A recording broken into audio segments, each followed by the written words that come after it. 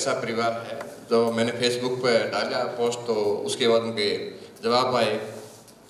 ये हैं श्री राजनारायण पंघाल जी, अमित पंघाल जो हमारे अंतर्राष्ट्रीय खिलाड़ियों के चाचा हैं। उन्होंने बताया कि मेरे फादर भी यहीं पढ़े थे, मेरे ससुर भी यहीं पढ़े थे, और मेरी वाइफ भी यहीं पढ़ी, मैं भी यहीं पढ़ा और मेरा भतीजा भी यहीं पढ़ रहा है।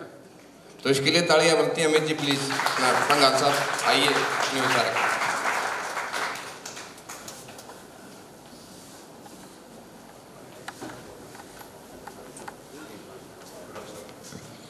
सभी को राम राम। सभापति जी इजाज़त चाहूँगा।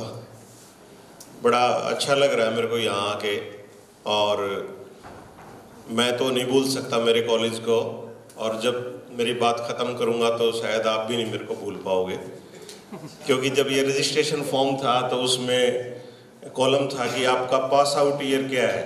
तो मैडम मैं रिक्वेस्ट करूँगा कि उसमें एक पास आउट की बजाय साथ में एक फेल आउट का भी होना चाहिए क्योंकि मैं इकलौता स्टूडेंट हूँगा आज की इस एलुमनी में जो जुलाई 93 में आया था यहाँ पे 11th में एडमिशन लेने के पढ़ा मैं 1 साल, और उसके बाद यहाँ से फेल होके गया था और ये बात मैं हमेशा उसके बाद बताता रहा हूँ, कभी मैंने इस बात को नहीं छुपाया, क्योंकि ये फेल होने का सिलसिला थोड़ा लंबा चला मेरा।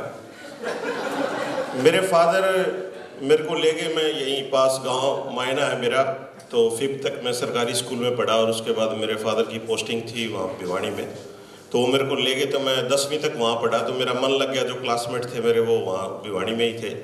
तो 93 में यहाँ पे 11th स्टार्ट हुई पूरे हरियाणा के कॉलेजों में, तो मेरे फादर यहाँ पे पढ़े थे, तो उनका मन था कि मैं भी यहाँ पे पढ़ूँ, और साइंस के लिए तो बहुत अच्छा कॉलेज है। तो वो मेरे को यहाँ पे ले आए और एंट्रेंस टेस्ट दिलवाया, और इस लॉन में जो मेरे को पहली बार मेरे क्लासमेट मिले थे वो मिस्टर अजय लाठ, आज तक हम दोनों जुड़े हुए हैं, पहली बार मेरे को यहाँ पे मिले थे। और वो मेरे फादर भी ये सोचते थे कि जो तू फेल हुआ है ये कॉलेज की तो कमी नहीं है। तो मैंने भी माना कि कॉलेज की कमी नहीं है जो फेल हुआ हूँ मैं। फिजिक्स, केमिस्ट्री और मैथ तीनों सब्जेक्ट में फेल हुआ था, और 98 में जाके मैंने 12th पास करी। देखे मेरा संघर्ष देखिए, मैं बात तो 5 मिनट में ख़त्म कर रहा हूँ, लेकिन पूरे 5 साल में जाके मैंने 12th की। लेकिन मेरे को ये था कि जाट कॉलेज का नाम खराब नहीं करना है, क्योंकि फादर को ये था कि जब मैंने 12th की तो मैंने मेरे सब्जेक्ट मैंने मेरे चेंज कर लिए। मैंने यहाँ से जाके फिर मैंने 11th में भिवानी में मैंने साइंस में एडमिशन ले लिया, फिर मैं तीनों सब्जेक्ट में फेल। फिर मैंने प्रिंसिपल साहब से रिक्वेस्ट करके, वहाँ पे हमारे एमपी थे चौधरी जंगवीर पंघाल जी, उनके पड़ोसी थे प्रिंसिपल, मैंने कहा कि ताऊ जी मेरे को दिलवा दो सर्टिफिकेट 11th का, और मैं जो है ना 12th कर लूँगा। वो पास का मेरे को दिलवा दिया। फिर लेकिन पढ़ाई तो थी नहीं ना मन में, उस ट्रैक से उतरा हुआ था मैं। वो एक्चुअली दिक्कत ये थी कि जो मेरे फादर साहब चाहते थे कि मैं साइंस में जाऊँ, वो उस ट्रैक पे मैं नहीं चढ़ पाया। मैंने 12th के साइंस के सब्जेक्ट से, फिर मैंने 12th दे दी प्राइवेट स्टूडेंट, फिर मैं तीनों सब्जेक्ट में फेल। तो फिर फादर साहब ने कहा कि दिक्कत क्या है, कहाँ मैं जी मेरे को भी समझ में नहीं आती कहाँ दिक्कत है, मैं तो पूरा मन लगा के करता हूँ। नोट्स पे ही बहुत अच्छे से, आज भी मेरी वाइफ फिजिक्स की असिस्टेंट प्रोफेसर है, यहीं पढ़ा के गई हैं वो MSc में, तो वो देखती है पुराने नोट्स रखे हैं यहाँ पे, बंसल सर से पढ़। नोट्स तो इतने अच्छे, रेड पेन से ब्लू पेन से अलग अलग, लेकिन पता नहीं दिक्कत कहाँ पे थी। 98 में मैंने मेरे सब्जेक्ट चेंज किए, और मैंने जो है सोशलॉजी, हिस्ट्री, पॉलिटिकल साइंस तीनों सब्जेक्ट ले। हिंदी इंग्लिश में मैं हमेशा पास होता रहता था, उसमें आते थे मेरे नाम। और मैंने फिर लॉ का 5 ईयर कोर्स का मैंने एंट्रेंस टेस्ट दिया, और पूरे इंडिया में मेरा 1200 जो स्टूडेंट थे उनमें 23वां रैंक आया।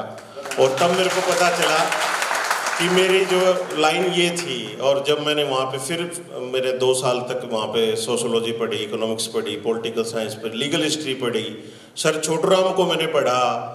उसके बाद तो बस फिर चलते गए। और ये सिर्फ मैं ये मानता हूँ कि मेरे ये जाट कॉलेज की ही देन थी कि मेरे इतना हौसला रहा कि मेरे को ये था कि कुछ करना है। और मेरे फादर यहाँ पे 1975 में पढ़े, मेरे ससुर यहाँ पे पढ़े, और फिर मैं पढ़ा। और अभी रिसेंटली मेरा भतीजा अमित पंघाल बॉक्सर यहाँ से 2017 में BA करके गया, और अभी वो पहला इंडिया का ऐसा बॉक्सर है जिसने 49 केजी में एक ओलंपियन को हराकर इंडिया के लिए गोल्ड जीता है। और 14 बॉक्सर गए थे, एक ही गोल्ड आया। और अभी वो एशियन चैंपियनशिप जो उसका ओलंपिक क्वालिफाई है उसके लिए अभी थाईलैंड जाएगा। अभी नहीं तो उसको आना था पटियाला, उसकी ट्रेनिंग चल रही है। तो उसने कहा कि घर से जो है एक मेंबर जरूर जाना चाहिए। तो मैंने कहा कि कोई नहीं, मैं हूँ इस काम के लिए, मैं जाऊँगा। आपकी ये मैडम मैं बताना चाहूँगा, इंटेलेक्चुअल प्रॉपर्टी आपकी बौद्धिक संपदा है, ये आपके जो पुराने छात्र हैं और ये अलग अलग कोणों में है। तो मैं ये मानता हूँ सोशल मीडिया ही एक ऐसा जरिया है जिससे हम सभी दूर बैठे भी अपने हम जो काम कर रहे हैं उसका हमें पता चलता है। और हमेशा मैं रहा थोड़े दिन जाट कॉलेज में, लेकिन मेरे को बहुत बड़ी ताकत दी जाट कॉलेज ने, अप्रत्यक्ष रूप से मेरे को हिम्मत दी। और मैं इकलौता आज जर्नलिस्ट हूँ जिस हरियाणा से जिसने कॉमनवेल्थ को जाके कवर किया हरियाणवी प्लेयर्स के लिए ऑस्ट्रेलिया में। और उसके बाद फिर मैंने इंडोनेशिया जकार्ता में एशियन गेम्स को कवर किया एज ए जर्नलिस्ट, क्योंकि मैंने लॉ करने के बाद जर्नलिज्म किया था कुरुक्षेत्र से, तो वो मेरी हॉबी है। वैसे एज एन एडवोकेट मैं प्रैक्टिस कर रहा हूँ भिवानी, और इसका मैं कभी किसी से अभी आज तक कोई पैसा मैंने जर्नलिज्म जो की उसके कभी किसी भी संस्था से मैंने नहीं लिया है। और अभी मेरे को फिर असाइनमेंट मिला है कि मैं एशियन चैंपियनशिप को जाके कवर करूँ थाईलैंड में, और जापान में जो ओलंपिक है जुलाई 2020 में उनको भी मैं कवर करने जा रहा हूँ। तो ये सब ताकत मेरे को मेरे जाट कॉलेज से मिली है। और हमेशा मैं कहता हूँ कि मैं यहाँ पे अगर एक साल के नहीं आता उस दौरान, तो मैं शायद ये इतनी चीज़ें ना कर पाता। हो सकता मैं कहीं टीचर होता, असिस्टेंट प्रोफेसर होता और अपनी रूटीन की जीवन मेरा जीता मैं। और आज मुझे फिर बहुत अच्छा लगा। और जब मेरी वाइफ थी तब भी एक बार डॉक्टर साहब ने मेरे को बुलाया था NSS के कैंप के लिए 7 साल पहले। अभी फेसबुक पे 3-4 दिन पहले वो मेमोरी आई थी, तो मैंने डॉक्टर साहब को भेजा व्हाट्सएप पे, तो बड़ा अच्छा लगता है। और आज फिर ये एक मेरी मेमोरी है जिसको मैं हर साल याद करूंगा, और मेरे को फिर हौसला मिलेगा आगे जो काम करने के लिए। और यही मैं आप लोगों से चाहता हूँ कि हमें जो हमारी असफलता है वो रोक नहीं सकती सफल होने के लिए। और ये जीवन बहुत लंबा है, बहुत लंबी रेस है। आप लगे रहिए, लगे रहिए, लगे रहिए, अपना काम करते रहिए।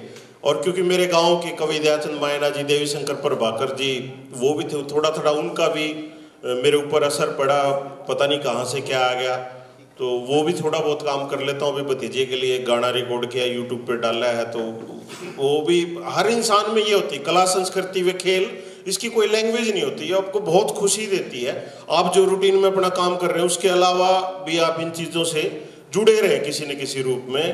तो मैं प्रिंसिपल साहब मैडम का धन्यवाद करता हूँ। और आप लोगों के बीच में आके मेरे को बहुत अच्छा लगा, और मैं ताउम्र इस चीज़ को याद रखूँगा। Thank you.